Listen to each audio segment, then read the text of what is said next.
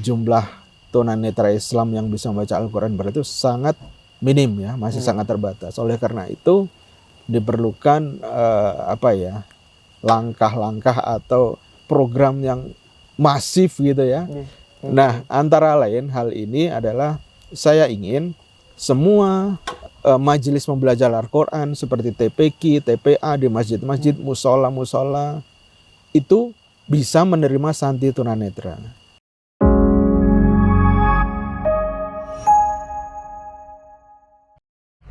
Assalamualaikum warahmatullahi wabarakatuh. Bertemu lagi dengan saya Akbar Trio Masuri di podcast NF Jalan-Jalan episode kedua atau episode selanjutnya. Nah, kali ini kita jargon dulu seperti biasanya. Kalau saya bilang Nurul Falah, jawabnya sahabat pejuang Al-Quran. Sekali lagi, Nurul Falah, sahabat pejuang Al-Quran.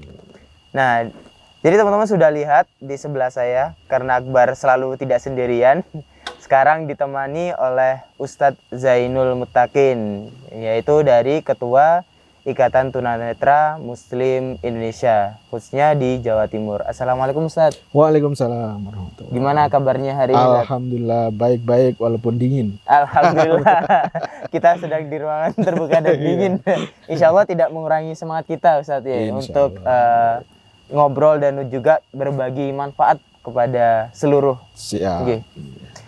Ini Ustaz, sebelum itu ada pepatah tak kenal maka kenalan gitu.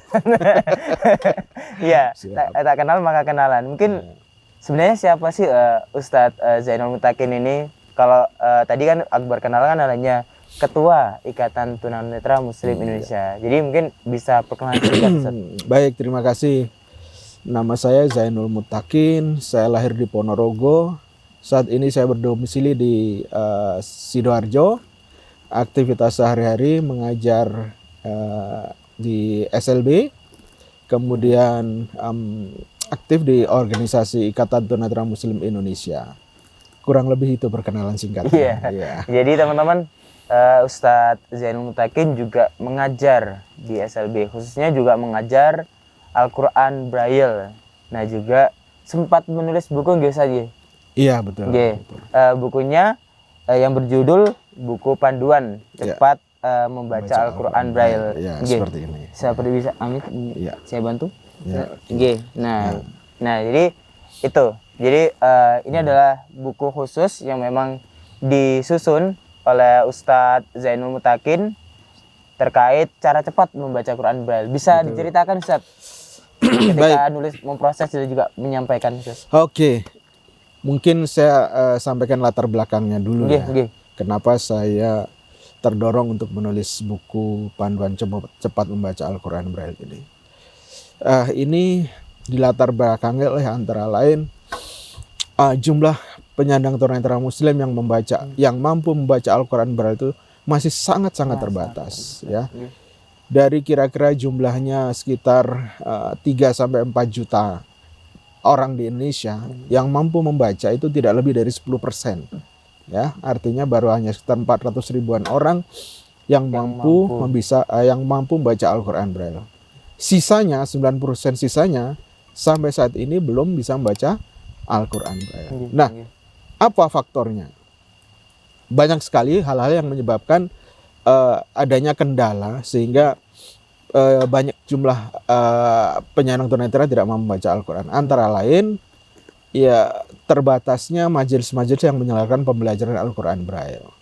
Kemudian juga terbatasnya jumlah narasumber atau guru yang mau membaca Al-Quran Braille.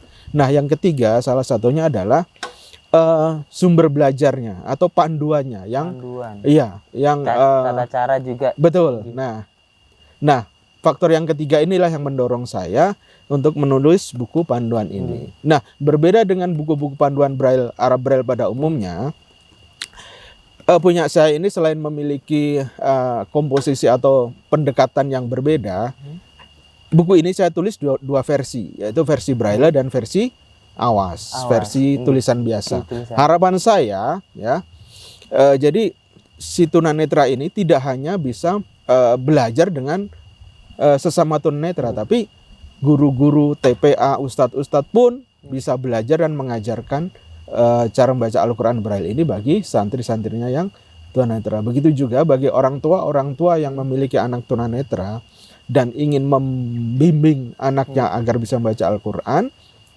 juga bisa dilakukan dengan dua versi buku itu.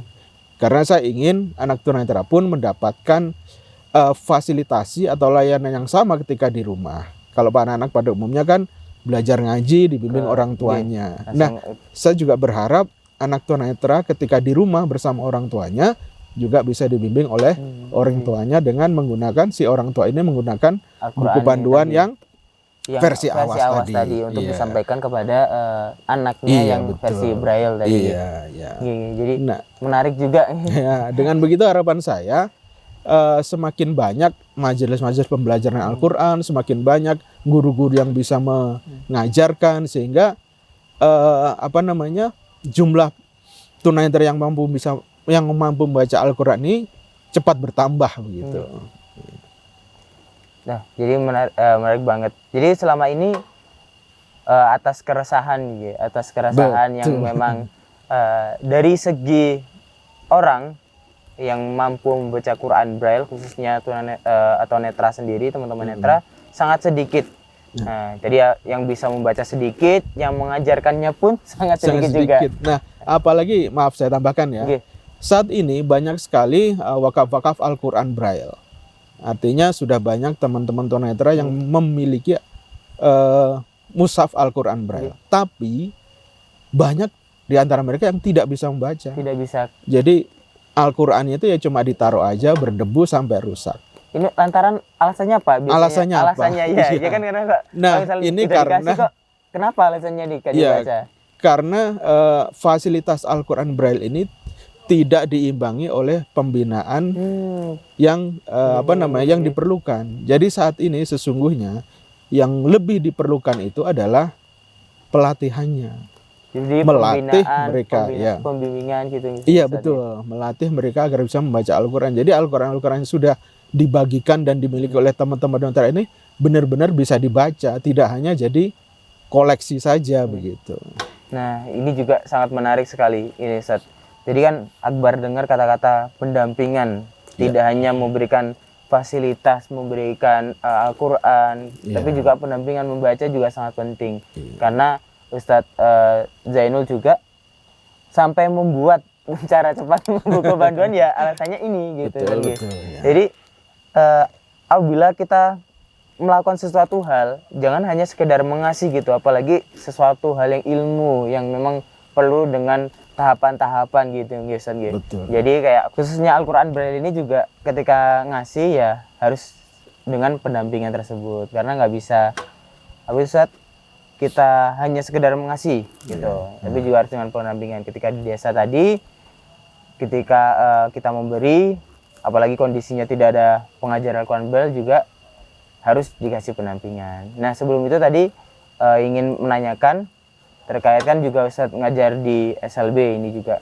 Nah juga membuat tadi buku cepat membaca gitu Al-Quran Braille. Bukunya di mana tadi? Ada bukunya ya ditampilkan juga. Nah perbedaannya ini Ustadz, tadi kan ada Ustadz menyusun ini perbedaan buku panduan dari Ustadz Zainul ini dengan buku panduan yang lain, itu apa cara cepat membaca Al-Quran Braille juga?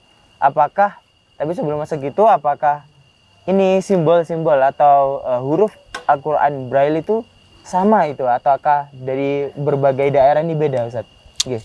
Oke, jadi Al-Quran Braille adalah Al-Quran biasa yang coba diterjemahkan atau ditulis dalam simbol-simbol Braille atau dalam titik-titik timbul seperti ini, sehingga bagi kami yang tidak mampu melihat bisa mengenali, bisa mengakses, bisa membaca Al-Quran itu dengan perabaan-perabaan kami, gitu ya. Jadi sesungguhnya antara Al-Quran Braille dan Al-Quran Awas itu yang membedakan hanya simbolnya saja. Kalau bacaannya, huruf-hurufnya, namanya sama. Sama ya. Juga mungkin yang membedakan adalah sistem aja, sistem baca tulisnya beda, tapi bunyinya sama. Nah, kurang lebih Braille itu seperti ini, ya. Jadi Al-Quran Braille pun nanti juga bentuknya seperti ini, ya. Gitu.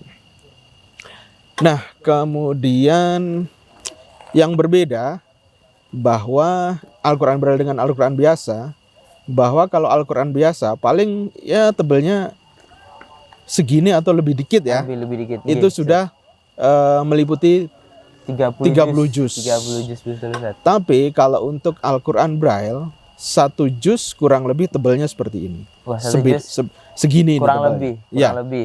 Apalagi 30 juz. 30 juz berarti ada 30 jilid gini, 30 buku seperti ini. Jadi harus dicetak mungkin 1 juz supaya lebih praktis. Betul, gitu. ya. Dan bisa dibawa kemana-mana waktu mengaji pun juga ketika di TPQ. Betul. Itu bisa misalkan buka juz 1 bisa dibuka, berarti diberitahu santrinya besok suruh buku juz 1. suruh bawa jilid 1 gitu. Tapi kan Akbar berpikiran apakah mahal ini dengan setebelnya itu. Yang kedua perbedaannya adalah harganya. Ya. Kalau Al-Quran biasa barangkali 50.000, 100.000 udah dapat ya, atau bahkan ada yang lebih murah dari itu.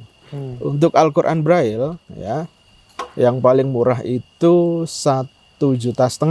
Itu satu set ya. Satu set 30 juz ya. 30 juz 1,5 juta. Ya, itu yang tanpa terjemah. Kalau pakai terjemah 2 juta lebih gitu. 2 juta lebih. Ya.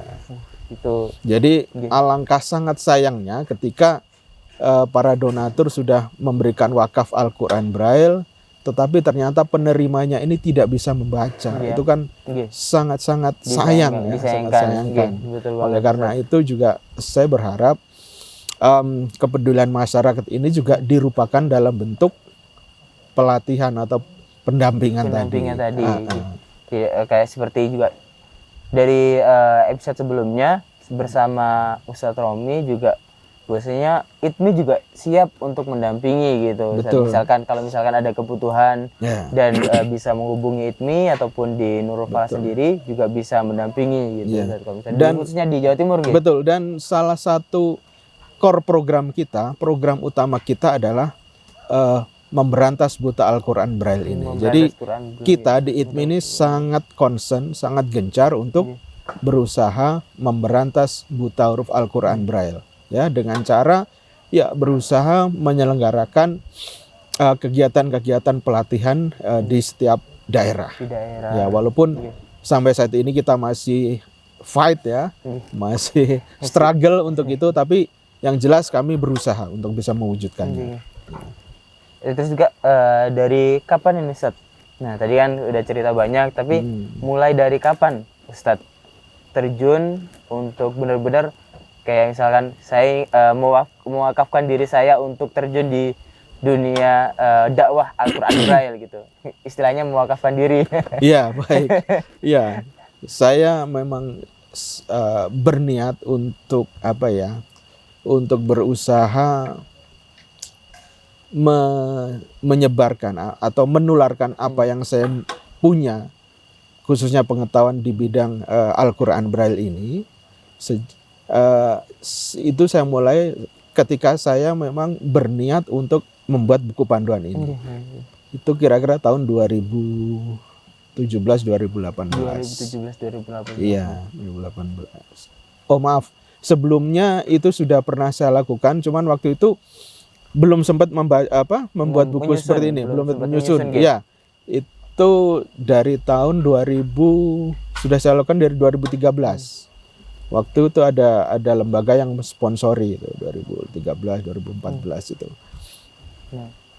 Terus kemudian sampai sekarang gitu. Iya, sampai sekarang alhamdulillah. Nah, dari sekian lama gitu, sekitar kalau dari 2014 berarti hampir 10 tahun gitu mewakafkan diri Ustadz untuk dakwah Al-Quran Braille ini. Tentu juga berbagai macam santri-santri yang ada ditemui gitu Ustadz.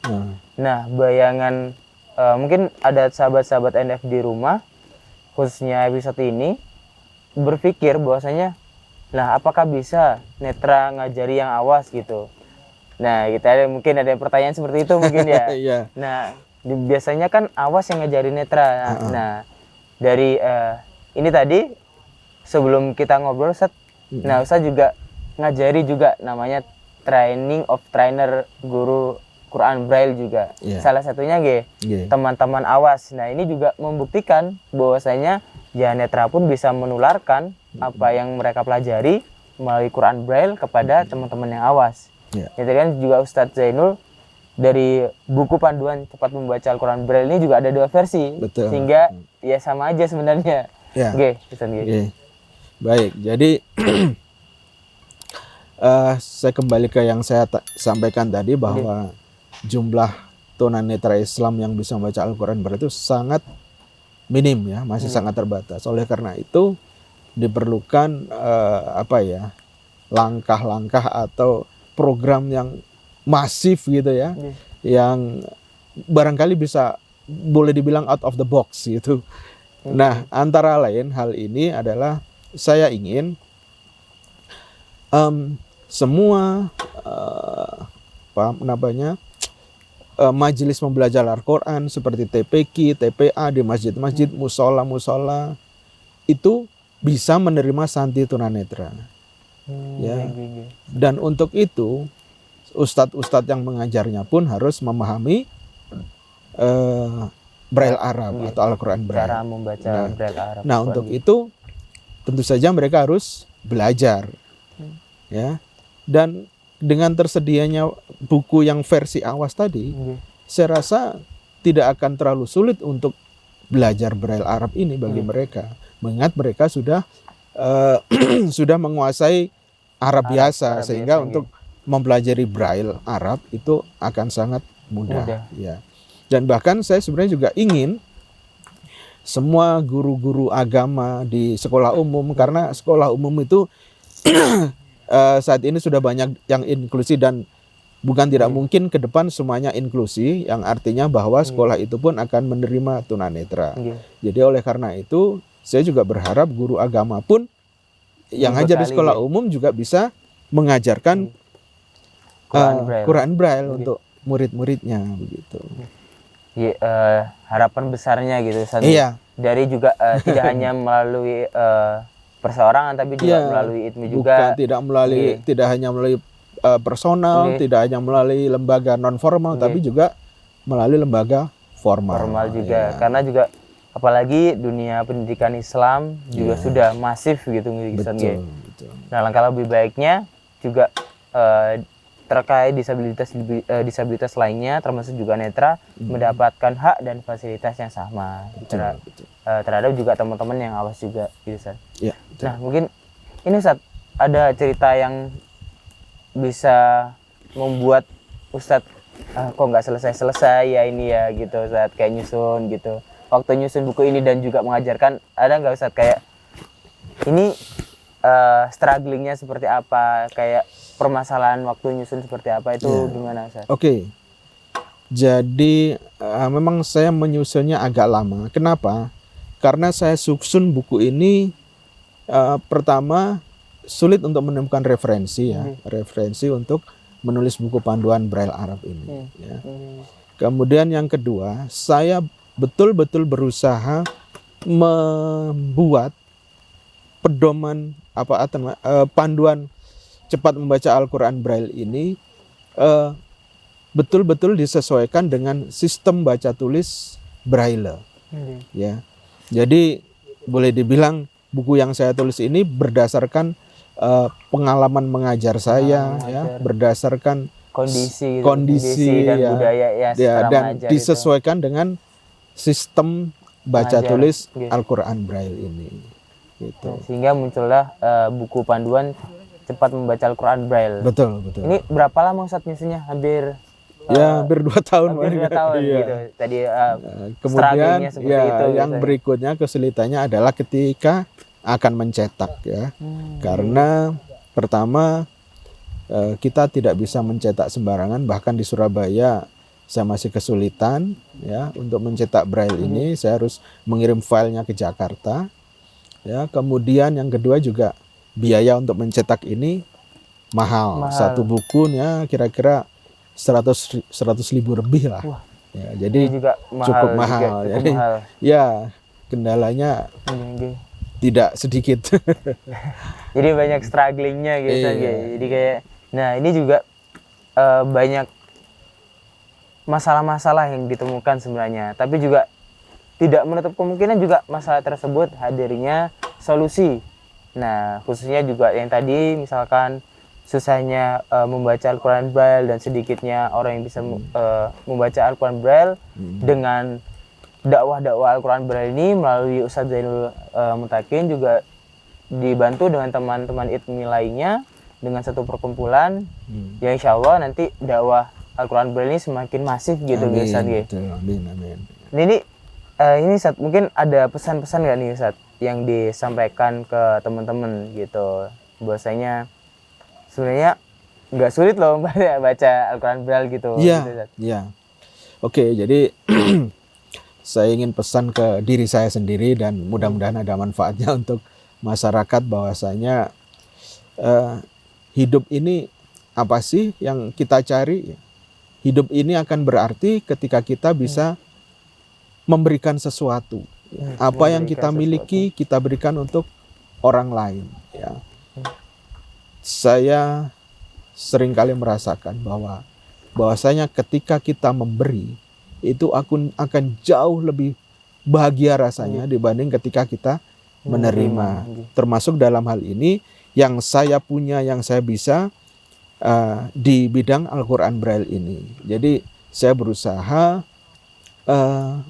hidup saya yang seperti ini ya. Hidup saya yang ya di dunia ini terbatas bisa berarti untuk khususnya kawan-kawan saya tunanetra dalam hal membaca Al-Quran. Jadi saya ingin berkontribusi untuk kehidupan saja. Nah, saya rasa siapapun ini akan bisa dalam bentuk apapun kontribusinya ya. Tinggal niatan kita ya. Apakah hidup kita akan tetap seperti ini saja ataukah kita akan mencari membuat hidup kita ini berarti untuk orang lain. Itu pilihan kita ya. Jadi saya harap kita semua sadar akan hal ini bahwa hidup ini tidak lama dan kita akan dikenang oleh orang-orang sesudah kita dengan karya kita, dengan kontribusi kita, dengan apa yang sudah kita berikan untuk kehidupan. Itu saja. Terima kasih. Kalau berkontribusi nanti juga tidak harus dengan sebuah karya, tapi juga mengamalkan apa yang dia miliki. Betul. Gitu. Itu Sat. Mungkin ini Sat, kira-kira yang melihat ini sahabat podcast NF Jalan-Jalan khusus edisi kali ini bisa mendapatkan buku atau memang ingin nih misalkan kita ingin sedekah Al-Quran Braille ini juga kemana ini Ustaz? Kalau masalah membeli dan juga ingin memberikan bantuan untuk teman-teman Quran Braille melalui ITMI ataupun Nurul Falah mungkin nggak ada di mana Ustaz kalau misalkan belinya? Ya kalau beli mungkin bisa di toko-toko online itu sudah ada ya, ada yang menjual untuk Al-Quran Braille. Kemudian untuk kalau buku ini memang belum dijual bebas karena belum karena biaya cetaknya lumayan gitu. Mahal, jadi kita cetaknya berdasarkan pesanan ya. Nah untuk segala sesuatu barangkali ada teman-teman kita yang ingin berkontribusi bisa menghubungi Nurul Falah atau ITMI melalui saya. Ya mungkin juga teman-teman yang ingin berkontribusi untuk memang ingin belajar sekaligus ingin mensedekahkan harta lebih yang memang untuk mendukung dakwah Quran Braille juga bisa menghubungi ITMI Jawa Timur dan juga Nurul Falah gitu. Bisa diakses di bawah ini misalnya. Nanti ada yang muncul di sana. Iya. Nah, ya ini Ustaz. Nah, terima kasih banyak Ustaz kayak cerita-cerita menarik sebenarnya yang bisa kita ulik yaitu Ustaz, dan semoga dakwah-dakwah Al-Quran Braille tetap masif dilaksanakan khususnya di Jawa Timur di Nusantara ini. Amin.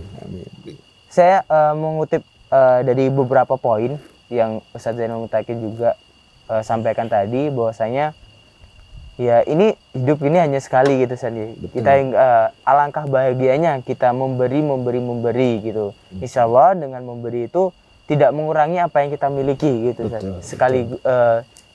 Ketika kita memberi, maka kita akan bertambah dalam diri kita. Kita akan ingat apa yang kita sampaikan, apa menjadi amal jariah kita juga Ustadz apa yang kita sampaikan. Khususnya Ustadz Zainul Mutakin dengan buku panduan cepat membaca Al-Quran Braille ini ya, dengan harapan, dengan manfaatnya nanti ketika sudah tidak berada di dunia juga, Akbar juga ini selalu digunakan sehingga amal jariahnya tetap tersampaikan gitu. Jadi pahala amal jariah gitu. Jadi coach mungkin dari malam hari ini dan juga dinginnya cuaca di jalan-jalan malam hari ini juga ada quotes menarik, hidup sekali buatlah yang berarti gitu. Cukup itu Ustadz. Terima kasih banyak cerita inspiratifnya. Semoga sahabat-sahabat NF di podcast NF khususnya jalan-jalan ini bisa mengambil manfaatnya, bisa terinspirasi dan juga bisa tergerak hatinya untuk mendukung gerakan dakwah Quran Braille ini, memberantas buta Al-Quran Braille khususnya. Sehat-sehat selalu Ustadz. Amin, terima kasih. Dan juga bisa selalu semangat dan terus fight mendakwahkan Al-Quran Braille. Amin. Nah sebelum itu, tadi Akbar dari awal jargon, ini ada gerakannya Ustadz. Mohon maaf. Ya, gimana gerakannya? Ini saya pegang dulu. Ya. Oke. Saya minta izin untuk memandu gerakan. Siap. Pegang, nggak apa-apa Ustadz? Ya, nggak apa-apa. Oke. Nanti kalau saya bilang Nurul Falah, bilang sahabatnya Ustadz. Ngapunten tangannya. Kayak genggaman tangan gini Ustadz. Sahabat, gini. Sahabat. Gerakannya seperti itu, terus pejuang kayak merdeka Ustadz. Gini, ya. Gini. Ya. Pejuang, gini. Tadi pejuang, terus Al-Qurannya di hati Ustadz. Oke. Kita coba ya Ustadz. Oke, siap. Kalau Akbar bilang Nurul Falah, jawabnya sahabat pejuang Al-Quran dengan gerakan gitu. Kita coba. Nurul Falah, sahabat pejuang Al-Quran. Nah, sekali lagi Ustadz, biar semangat, biar dakwah Al-Quran ini juga semakin masif. Nurul Falah, sahabat pejuang Al-Quran. Nah, terima kasih banyak sahabat-sahabat podcast NF episode jalan-jalan kali ini yang mendengarkan dari awal sampai akhir. Semoga selalu dalam lindungan Allah dan selalu dalam keadaan sehat. Amin. Akbar di sini yang memandu host, pamit undur diri, dan juga Ustadz Zainul Mutakin selaku tamu kita pada malam hari ini. Pamit undur diri. Kalau ada kurang lebihnya kami mohon maaf.